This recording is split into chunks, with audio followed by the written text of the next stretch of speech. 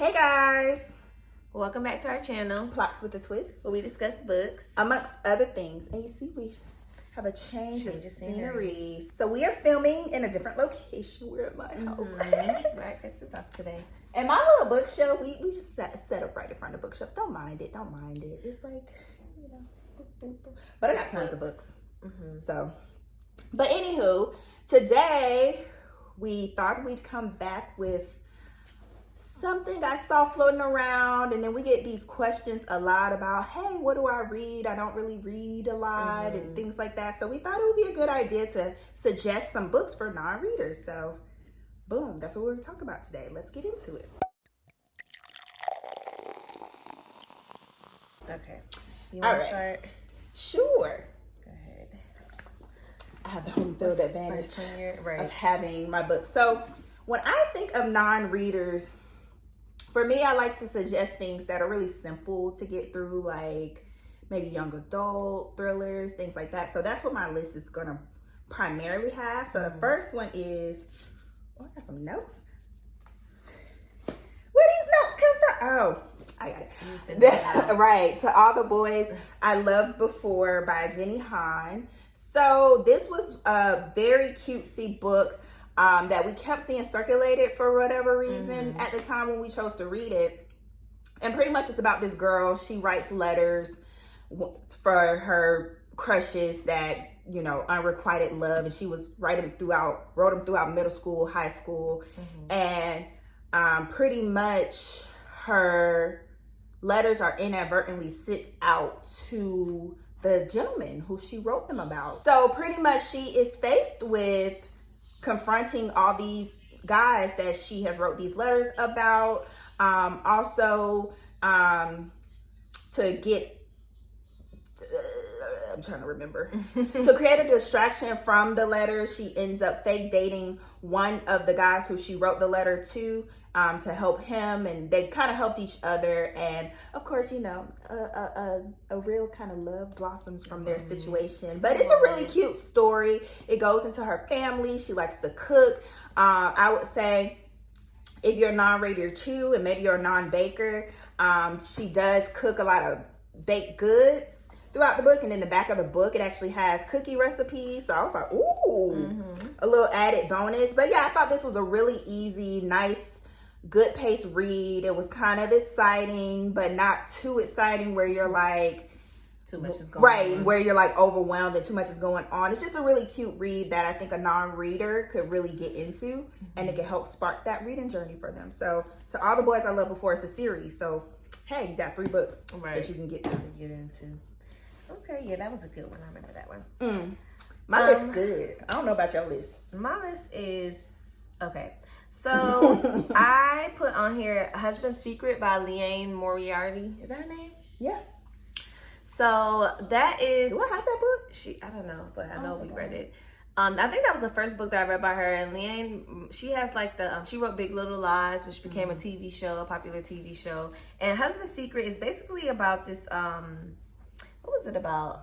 Girl. A bunch of these women. I really forgot though. So it was like interlocking stories about different couples. These couples and women or people at this school, kind of similar to Big Little Lies. Exactly. Like a lot of her books are like that, are centered around one of the couples, her husband called her randomly, I can't remember, and referenced a letter that she found in the attic. And it goes back into what's this letter say, why he doesn't want her to read it. And pretty much also the resolved death of this girl in the town, who and how the mom works at the school, and she thinks the PE teacher, like it's something, like it's a whole bunch of yeah. But I put this book on the list because like a lot of her books are kind of like similar in like the themes and what they talk about in the characters, but it's very much one of those, like, to me it's like a supermarket romance book kind of, but they're good, and she is a good writer. So even if you're not too much into like that type of content, I feel like her writing will hold you because she writes it like a TV show. That's why her books are made into movies and stuff, because it gives that very much salacious, like scandalous, but like you want to figure out what's going on with all these people. And it's an easy read. Like I feel like all of her books are really fast reads, and you can kind of get through them really quickly, and it doesn't take too much brain power to kind of understand what's going on in them. So if you're not a big on reading a lot, I feel like that's a good place to start, because it's a quick read, and like you can get through it, and you'll get the story, you'll get it, and it's good. I think all her books are really pretty good. Yeah, so that's you didn't read Non-Perfect Strangers. I did. Yeah, I didn't read that one. We'll talk about that later. So the next book I picked as a non-reader book is Where'd You Go Bernadette? I was about to say the Bernadette Jones. I'm thinking of Bridget Jones. Where'd You Go Bernadette by Maria Simple. Is that? I saw the movie. I didn't read the book. The movie was good though. So yeah, this is a book I read some time ago, but I really enjoyed it. So it's about a woman who is quirky. Something is off about her, and she has a really close, tight-knit relationship with her daughter. They move into this house. The mother, Bernadette, I guess, her husband and the daughter. And this house is kind of like, why would anyone live here? So they're taking on the task of refurbishing this house. Bernadette, you find out she used to be an acclaimed architect and really did a lot of things within her realm. But as the years have gone, you're like, why is Bernadette kind of off and acts a certain way? And the overall story kind of goes into just her, it's told from her daughter's perspective, and her daughter piecing together the events that led to Bernadette's disappearance. So I really thought it was a good book. Overall, the story was really kind of interesting, and the way it was presented, it was told through correspondence. So I thought that was a really unique way of telling the story, because pretty much the daughter was, the daughter compiled like email correspondence, letters, basically things that she found to kind of add up to what happened to her mother. And she like added context. So it was literally like you're reading like a compilation of somebody's investigation when they're trying to figure out, hey, what happened to my mom? So I thought it was a really cute tale. I thought it was funny. I thought if you don't read, the way it's told is something that you can easily get into, just because it is a compilation of things. So it's like some pages are really short. You could really get through it really quickly. So yeah, I think this is a good one if you aren't a reader. Read it. Okay, so for mine, I have some like nonfiction, and then depending on like what you are into and what you like to read, of course, like some stuff we say, you probably just, if you're not a reader and you're not into that subject anyway, you're not gonna read it. But if you are, I would say read Creative Visualization by Shakti Gawain. That's a book that I've mentioned here in this channel before. But it's basically a book, like it teaches you how to like manifest things like through visualizing like the life that you want, or just things that you want, and like how we do this on a daily basis anyway, and how you can use it for like your advantage and to like create a better life for yourself, and just create more like being more in a meditative, thoughtful state, and living your life like with more intention. So I feel like it's a good book for non-readers because it's short and it gets straight to the point. Like each chapter has like it tells you whatever she's talking about in the chapter, and then it'll give you exercises at the end that you can kind of implement in your life and kind of go from there. And it's really like simple. I feel like it gets straight to the point. And if you want to listen to it, even though this is not what this video is about, it's only like a 3-hour book, like if you were to listen to it, right? So it's really short, but I read it and it is really short. So if you're into that type of stuff, into that subject, I know it sounds very like woo-woo, but I like that type of stuff. Like I'm always looking for ways to like, you know, think more positive and just like reframe my mind from all that society has like put into it, and try to like, you know, just live better. So that's one of those books. So okay, read it. If you don't like to read, I feel like, but you're into that, I feel like you would read that book and get through it fast. All right, so I actually have a nonfiction book. Look at you. So I don't swear, you guys. So I wrote down. Have you heard me say a cuss word? Yes. When? So lie on this channel again. When did I say a cuss word? You said cuss words before. She's lying. She's lying. No. Yes, you Anywho, so the book is Stuff My Dad Says, or Stuff My Dad Say. It's an S word. Sugar iced tea. Yes, by Justin Halpin.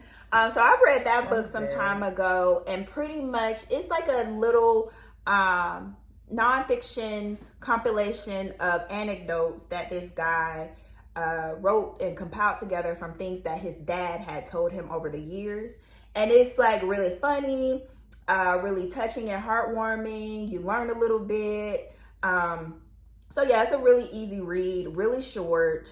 And yeah, I think it's a good one for if you're not into reading, but something that can kind of just get you through. It's just one of those that really can bring some humor as well as some you learn, you know. I like humorous learning. Is that a thing? Learn through laughter. Yeah. No. But yeah, that was a really easy, quick read. So I think that's a good one, like if you're a non-reader, to check out. So that's Stuff My Dad Says. Okay, so next on my list is a book that we talk about here all the time. You guys should read. You guys should have read it by now, and you guys, if you haven't, like, just read it because it's good. And that's A Man Called Ube by Frederick Bachman. But you think a non-reader could tackle that? Yeah, I think so, because I think it's one of those books. Yeah. Although it did start off a little slow, I feel like the story is one of those, like, he's so relatable in the way that like it appeals to different sides of like a person that I feel like a non-reader should read it, because and it's such a good book. I feel like if they can get through it, it will like really spark a joy of reading for them, and they'll want to like keep reading. So yeah, I feel like it was a good and it's an easy read. Why wouldn't you think like? I feel like my non-reader friends couldn't get it. Really? Because it starts a little slow. Yeah. But if you can, that's what I said, if you can push through like the beginning part, like it's definitely worth it, and it will definitely like make you want to read everything. Because I feel like that's what it did for me, low key. Yeah. Like, at the time that I read it, I wasn't reading a lot during that time, so it kind of like made me like, I was like, oh my god, this book's so good, made you laugh, made you cry, all of that. So we talked about that book so much, so y'all should know. Yeah, that was like the second or third book we read together. Yeah, like when we started our reading journey together. Yeah, so I feel like a non-read, if you can get past like the first chapter or two, like you can read it. If you can read, you can read it. It's funny, it's cute, it's exciting. Exactly, it's all the things that a book should have. So again, like I said, my mind goes to what can keep a non-reader enthralled, and so I would think a thriller would be a good one, like I said earlier. So I would say Sharp Objects by Gillian Flynn would be a good book for a non-reader. One, because it's short. Look how short that, like, look how thin that is. So it's a really short, quick book. Really gets to the point, gets to the nitty gritty, but it's a psychological thriller. So really pulls you into the story. So what is it about? A woman who goes back to her hometown to report on these murders. Is that Sharp Objects? Yeah. Okay. To report on these, because I confuse some of her books. Yeah.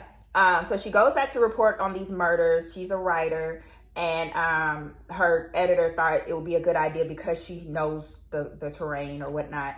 And pretty much another girl is killed, or these young girls being killed, and another girl is killed while she's there. So she's really pulled into trying to do what she can to find or figure it out, snoop out who is doing this. That's her reporter lens. But she returns home to a situation that really isn't good for her. Her mother was kind of crazy in some type of way that I don't want to go into detail, because if you're not reading, you need to read it. And she has this little sister that was 17 years younger than her, something like that. But her sisters were ridiculously younger than her, and she's kind of got something going on with her as well. So a lot of family like drama is judged up while she's home. And you find out a lot of things about really their family dynamic. So I really thought this was a good book, and really, like I said, a short, quick read that was really entertaining. It pulled you in. You wanted to know what happened. Once you realized what was going on, you like, what? So I think this was her debut, right? So I think I think for her debut, as well as your introduction to reading if you're a non-reader. This would be a good one to start with. So, Sharp Objects. Okay. So, next on my list is, I put just any Tana French novels, but you can start with, what was the first one? Into the Woods? Yeah. In the Woods. Yeah. So, let's pull it out for you guys. Boom. Tana French in the Woods. And this is actually like a really good one. This is the start of the Dublin Murder series. Is that what it's called? Yeah. And basically, so I know you're saying, wow, this is a thick book. If I don't read, like, what the heck? And it's small writing.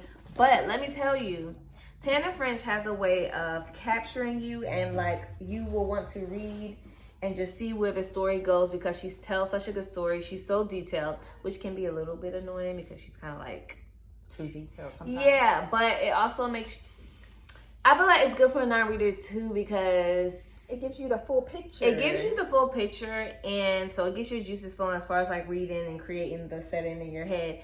But also, if you like skip over some of the details, like you don't have to like read every little, not to say you can skip pages or skip chapters or anything like that, but when she starts going on rants about how the forest look and this and the cracking under the branches and under your feet, like you can skip over that and still get to the story. Get the gist. And still get, you know, like it's not like you missed anything. So, and I also feel like it's one of those books that will get, like, if you can get through it, and once you like get through the whole story, you'll want to keep reading her books and keep, like, she's one of those, like, you'll want to keep up with her, to me anyway, if you're into thriller, investigative, like, type of stuff. So I would start with Into the Woods, just because it's the start. Is this her first book? I don't think so. It's called In the Woods. I keep saying Into the Woods because it's like that. That's what I called it for the longest too. Yeah. So yeah, Tana French, get into her. Like, she's a reader's best friend. I feel like I always enjoy like her stories.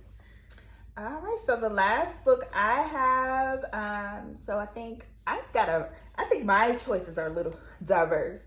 So again, when I think of a non-reader, I think of trying to introduce them to something exciting, maybe something a little fantasy-driven, maybe something a little magical realism, where it's like, oh, I'm reading and I'm escaping.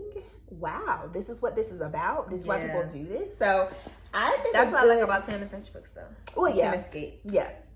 I think a good non-reader book is The Invisible Life of Addie LaRue by B.E. Schwab. So read that end of last year, transitioned into this year, and I really enjoyed it. So it's about a girl who was cursed by the devil to live this life of just whenever she meets someone, whenever they leave from her presence, they forget her. So pretty much she just is like a ghost of herself and really just desires to be remembered. And then eventually one day somebody remembers her.